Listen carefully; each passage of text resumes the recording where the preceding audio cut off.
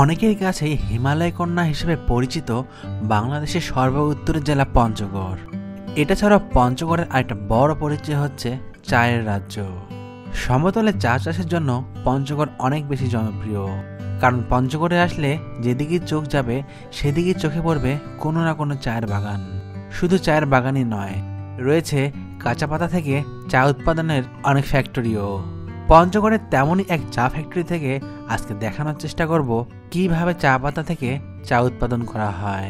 এক কাপ চা দিয়ে খা।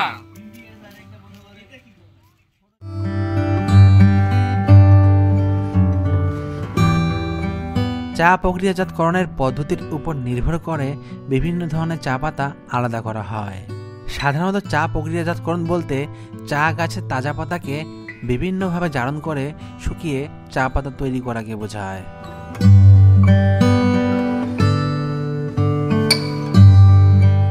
প্রথমে চা বাগান থেকে চা পাতা এনে তা পানি দিয়ে ধুয়ে পরিষ্কার করা হয় এবং পরবর্তীতে একটি শেডে রাখা হয়। এরপর সেগুলো শুকিয়ে গেলে তা একটি কাটিং মেশিনে ফেলে ঝরঝরে করা হয় এবং এর মাধ্যমে শুরু হয় প্রথম ধাপ।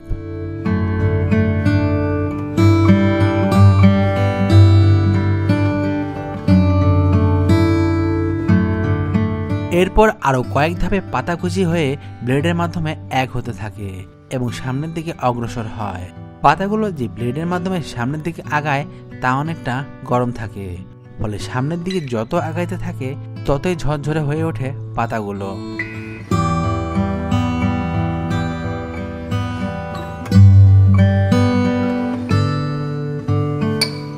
এরপর বিভিন্ন প্রসেসের মাধ্যমে পাতা চলে যায় ড্রাই রুমে। সেখানে নির্দিষ্ট তাপমাত্রায় সেই পাতা ড্রাই করা হয়।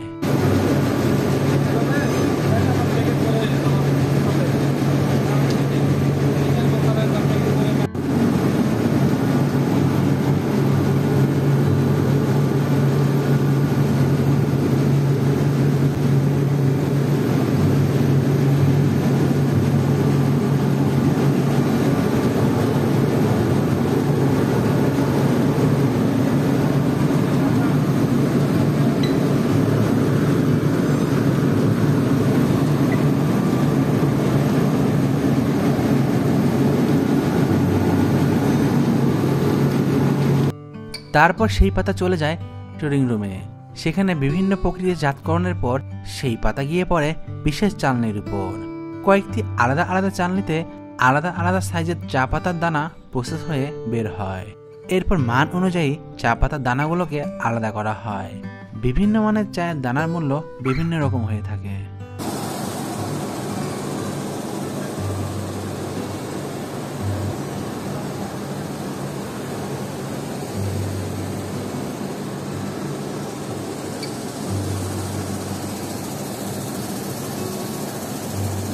সবশেষ সেগুলো বাজারজাত করার মাধ্যমে ভোক্তার চায়ের কাপে এসে পড়ে সেই চা পাতার দানা, আর এইভাবেই কাঁচা পাতা দানা হয়ে আসে আমাদের কাছে।